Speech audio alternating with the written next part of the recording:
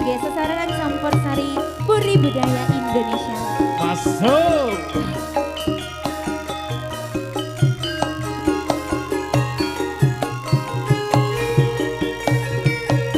Monggo kantor balan ini minggah wonten ing pepanggungan.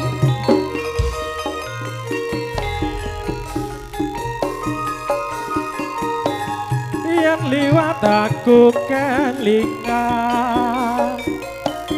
gubuk kai biyen tak goleren nek cagak kebak tulisan warna abang tondo isih prawan jenenge gubuk asmara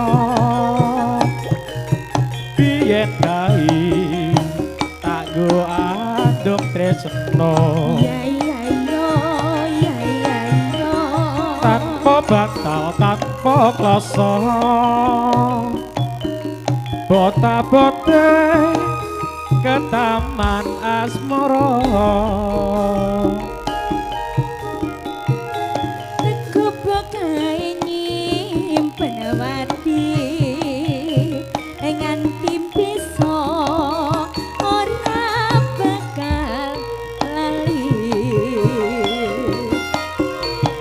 Gubuk kae kebak cerita wayah wengi nganti gagan trita cadetan sajroning ati dadan luntur saya merati aku kowe dadi garwa merga leren ning gubuk asmara Puri Budaya lagi ayo mas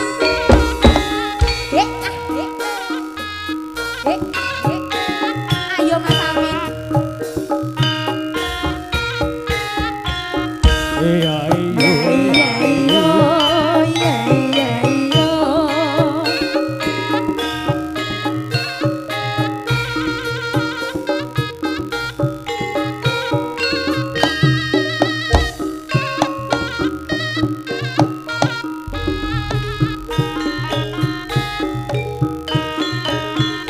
yen liwat aku kelingan gubuk kae yen tak goleren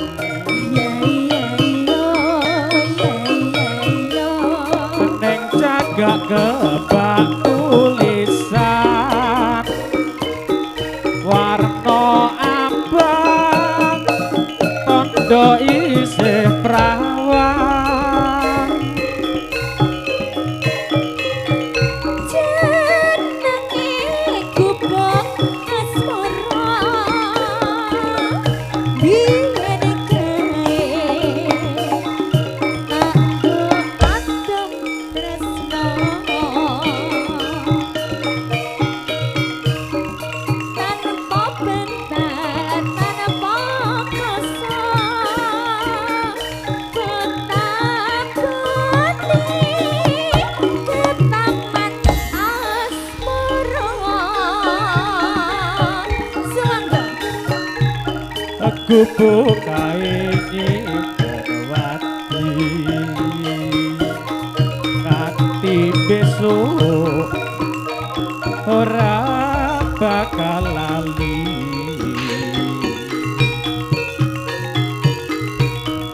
gubuk kae nyimpen crita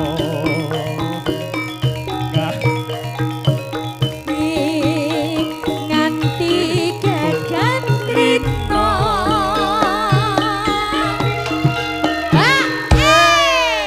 nggih sampun nggih Pak lali to Mbak Jan. jenengan lali to, Mbak. Lah. Oh, biasanya lek lali niku kudune nyawer. Nah, Oh, nggih. siap. Bener ta? Namun guyon mungkin yang wonten tenanan. Oh, nggih. Semoga. Cadetan sajroning ati. Tandang luntur saya merati. Aku kowe dadi garwa merga leren ning gubuk asmara.